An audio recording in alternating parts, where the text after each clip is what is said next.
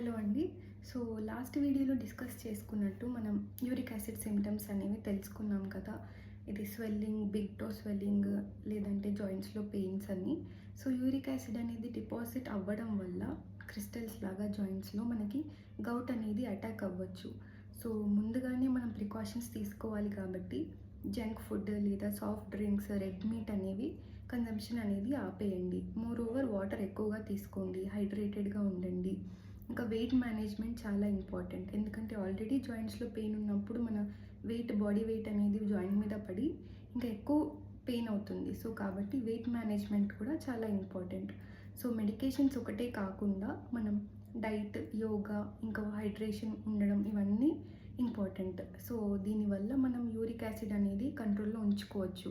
So, మొత్తం యోగా వల్ల, diet వల్ల తగ్గిపోతుందంటే అలా కాదు. సో, ఆల్ టుగెదర్ పని చేస్తేనే తగ్గుతుంది.